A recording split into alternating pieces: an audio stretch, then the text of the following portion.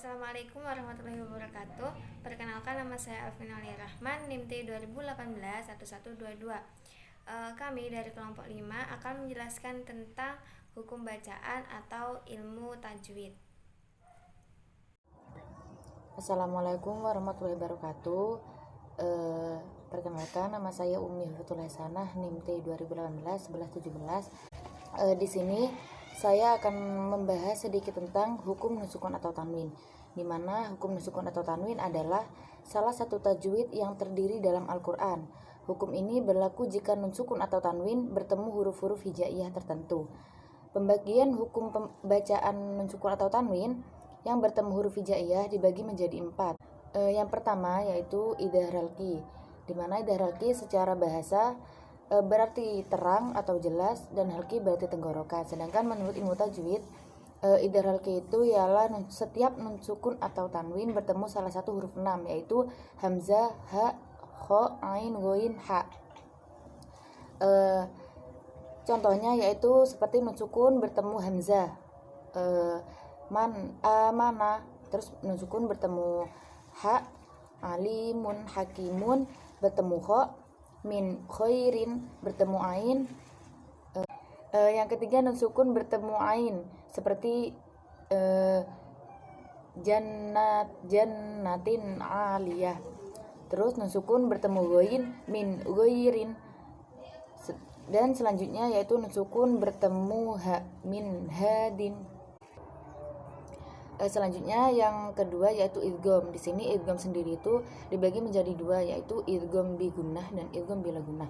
Di mana idgham bi gunnah ini setiap nun sukun atau tanwin bertemu salah satu huruf 4, yaitu ya, nun, mim, waw, dan cara membacanya harus jelas. Seperti nun sukun bertemu ya, may yaqulu. Nun sukun bertemu nun, min ni'matin. Nun sukun bertemu mim, mimmain. Nun sukun bertemu waw, miwaraihim. Seperti itu. Dan yang kedua yaitu idgham bila gunnah, di mana idgham bila gunnah ini apabila nun sukun atau tanwin bertemu salah satu huruf yang dua, yaitu lam dan ro, dan cara pembacaannya dengan membaca dua huruf jadi satu, yang kedua dengan tasdid dan tidak berdengung. Seperti nun sukun bertemu lam, mil ladunka, dan nun sukun bertemu ro, mir rabbihim.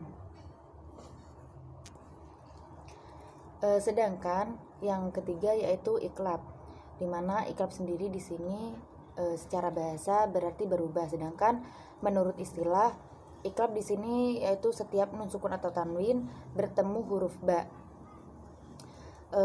yang berubah menjadi mim dan disertai dengan gunnah, seperti nun sukun bertemu ba, mim ba'di.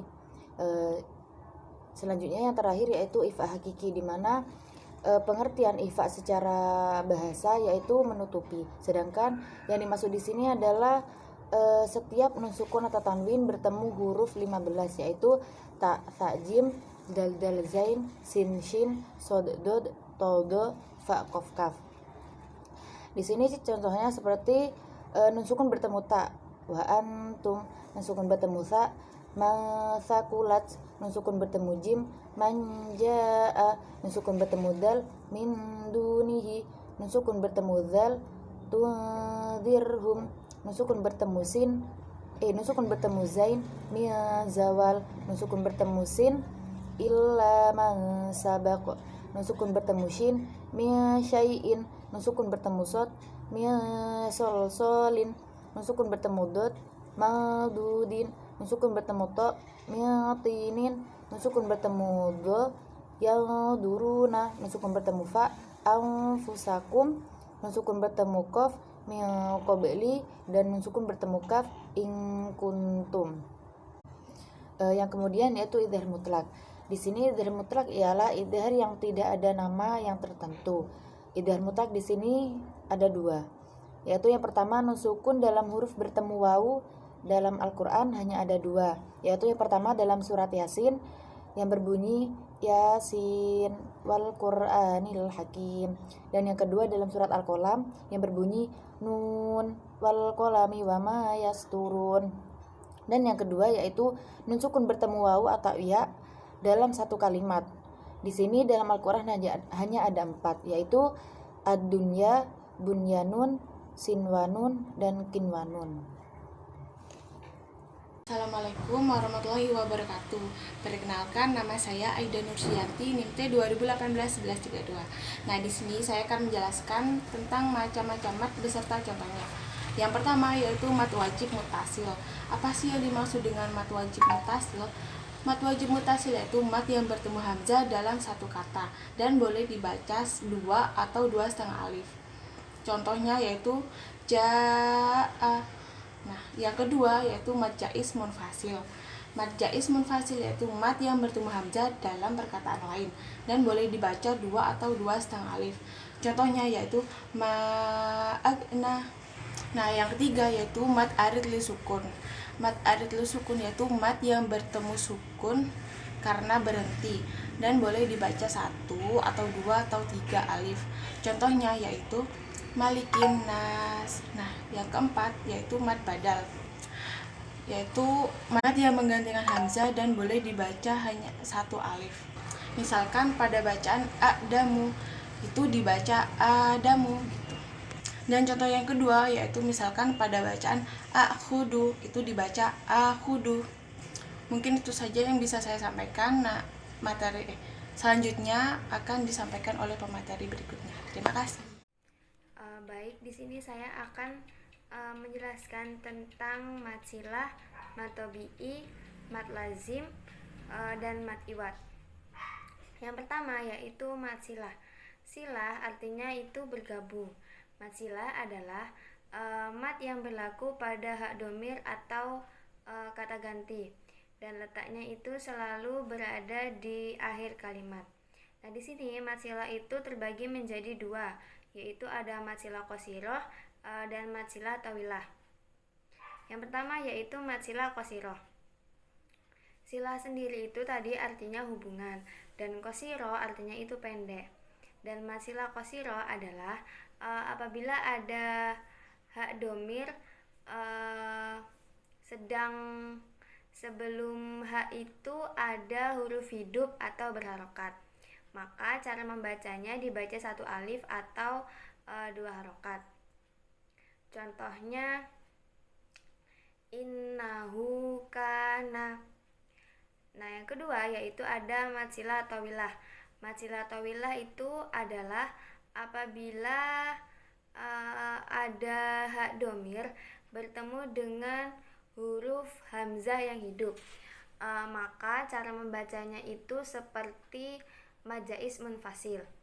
Nah, contohnya bihi azwaja. Yang kedua itu ada mat tabi'i. Mat tabi'i ini sering disebut juga dengan mat asli. Nah, mat tabi'i adalah macam-macam mat yang terjadi apabila ada alif yang terletak sesudah fathah, dan ya sesudah kasroh, dan wawu sesudah dhammah. Maka ini itu dihukumi sebagai bacaan mat tabi'i, di mana mat sendiri itu berarti panjang dan tabi'i artinya biasa. Dan cara membacanya itu harus dibaca panjang 2 harokat atau disebut juga dengan 1 alif. Nah, contohnya kitabah, yakulu, sami'un. Yang ketiga yaitu ada mat lazim. Mat lazim itu ada mat lazim musaqal kilmi. Nah, lazim artinya pasti atau wajib, dan musaqal artinya diberatkan. Nah, mat lazim musaqal kilmi adalah apabila ada mat tabi'i bertemu dengan huruf bertasydid dalam satu kata, maka hukum bacaannya harus dibaca panjang selama 3 alif atau 6 harokat. Contohnya waladhdallin. Yang selanjutnya yaitu ada mat lazim mukhafaf kilmi. Lazim itu artinya pasti atau wajib. mukhafaf artinya diringankan. Jadi mat lazim mukhafaf kilmi itu adalah apabila ada huruf mat tabi'i bertemu dengan huruf mati atau sukun, maka cara membacanya harus dibaca panjang selama 3 alif atau 6 harokat. Contohnya al-ana. Dan yang terakhir itu ada mat iwat. Secara bahasa, mat sendiri artinya panjang dan iwat artinya itu pengganti. Nah, diambil dari kitab Hidayatul Mustafid. Mat iwat itu adalah berhentinya bacaan pada fathah tanwin di akhir kalimat. Dan ukuran membacanya itu dibaca 2 harokat. Nah, jadi mat iwat dalam pengertian di sini yaitu bacaan panjang pada akhir kata atau kalimat sebagai pengganti dari suatu fathah tanwin yang tidak berbunyi lagi dikarenakan bacaan waqaf atau diwakafkan. Contohnya yaitu kabiron dibaca kabiro, terus wanisaan dibaca wanisaa. Sekian dan terima kasih.